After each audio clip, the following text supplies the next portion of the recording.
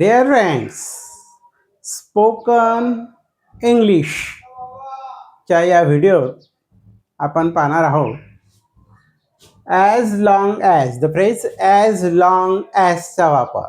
As long as Marathi अर्थ काय होतो मित्रांनो? तोपर्यंत किंवा जोपर्यंत तोपर्यंत. ॲज लॉंग ॲज हे काय दाखवतं? टाईम ड्युरेशन पण दाखवतं आणि कंडिशन पण दाखवतं.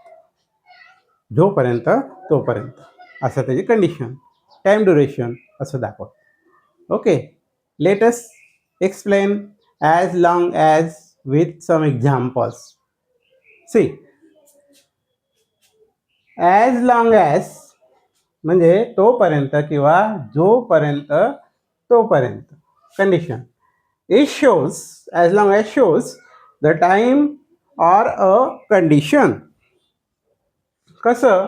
एक्झाम्पल्स. 1. As long as. वाक्य सुरुवातीला ॲज लॉंग ॲज वापरू शकता, त्याच्यामध्ये वापरू शकता. ते कसं बघा. As long as I am with you. First sentence complete. As long as I am with you, comma. Second sentence begin.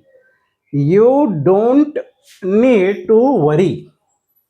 As long as I am with you, you don't need to worry. म्हणजे काय झालं? As long याचा अर्थ जोपर्यंत तोपर्यंत असं दाखवता बघा. जोपर्यंत मी तुमच्या बरोबर आहे, जोपर्यंत मी तुमच्या सोबत आहे की बरोबर आहे, तोपर्यंत तुम्हाला काळजी करायची गरज नाही. असा ॲज लॉंग ॲजचा वापर करून तुम्ही वाक्य तयार करू शकता. Second example.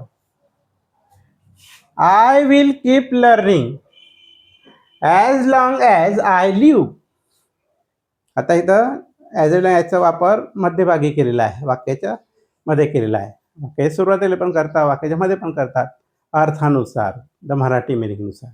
Okay, I will keep learning as long as I live. जोपर्यंत मी जिवंत आहे तोपर्यंत शिक्षण किंवा शिकत राहणार किंवा शिक्षण घेत राहणार असं त्याचा अर्थ होतो बघा. I will keep learning as long as I live. As long as I live. जोपर्यंत मी जिवंत आहे तोपर्यंत मी शिकत राहणार असं त्याच्यात. Okay, this is the use of as long as. It shows the time and the condition. Got it about as long as? Any doubt? If you have any doubt you should have to comments in the comments box. Okay, subscribe the channel and like such kind of videos and share all over the world. Thanks.